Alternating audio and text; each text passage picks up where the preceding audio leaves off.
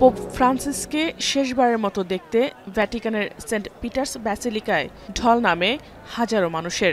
ধর্ম বর্ণ নির্বিশেষে শ্রদ্ধা জানিয়েছেন মানবতার এই দূতকে।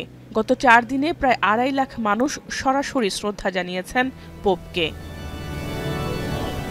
সাধারণের পাশাপাশি ক্ষণে ক্ষণেই হাজির হয়েছেন বিশ্বের বিভিন্ন দেশের রাষ্ট্র ও সরকার প্রধানরা। বেঁচে থাকতে যাদের সঙ্গে দেখা হয়েছে একাধিকবার, শেষবারের মতো তারাও পোপের নিথর দেহের সামনে দাঁড়িয়ে হয়ে পড়েন স্মৃতিকাতর। বান্ডেল থাকলে প্রতি সেনমানিতে টাকা বাঁচবে।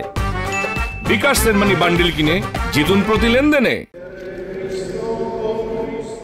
এরই মধ্যে বন্ধ হয়েছে পোপের কফিন। সাদা রেশম কাপড় দিয়ে ঢাকা হয়েছে পোপের চেহারা। পবিত্র পানি ছিটানো হয়েছে পুরো শরীরে। এরপর মুদ্রা ও মেডেলে ভর্তি একটি বাক্সে ঢোকানো হবে তার মরদেহ।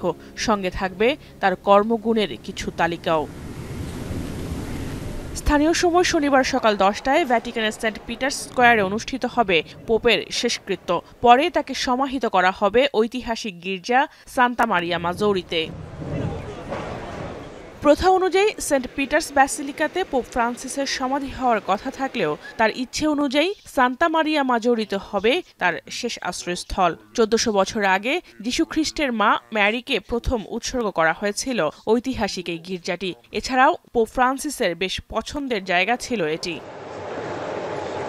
পোপ ফ্রান্সিস চেয়েছিলেন তার শেষকৃত্য অনুষ্ঠান হবে অতি সাধারণভাবে। ভ্যাটিকান কর্তৃপক্ষ সর্বোচ্চ চেষ্টা করছেন তার কথা রাখতে, তবে বিশ্ববাসী তাকে ভালোবাসা জানাতে কার্পণ্য করছেন না।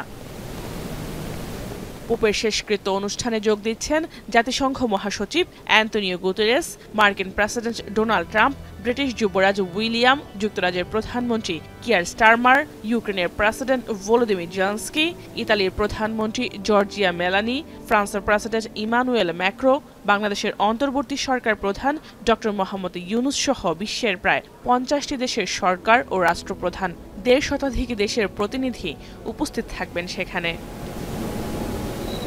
তবে উপস্থিত থাকবেন না ইসরায়েলের প্রধানমন্ত্রী বেনিয়ামিন নেতানিয়াহু, রুশ প্রেসিডেন্ট ভ্লাদিমির পুতিন ও ভারতের প্রধানমন্ত্রী নরেন্দ্র মোদি। নেতানিয়াহু ও পুতিনের বিরুদ্ধে আন্তর্জাতিক আদালতে যুদ্ধাপরাধের অভিযোগে গ্রেপ্তারি পরোয়ানা থাকায় পোপের শেষকৃত্যে যেতে পারেননি তারা।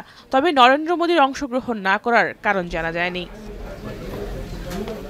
সাধারণত পোপের মৃত্যুর 15 থেকে 20 দিনের মধ্যেই নতুন পোপ নির্বাচিত করা হয়। এরই মধ্যে নতুন পোপ হিসেবে আলোচনা এসেছে ইতালির মাত্তেও জুপ্পি, ভ্যাটিকানের পিয়েট্রো প্যারেলিন, ফিলিপাইনের লুইস আন্তোনিওর নাম। তবে কে হবেন ক্যাথলিক খ্রিস্টানদের সর্বোচ্চ ধর্মগুরু তা জানতে অপেক্ষা করতে হবে আরও কয়েকদিন। জাহানারা ভুঁইয়া, এখন বিশ্ব।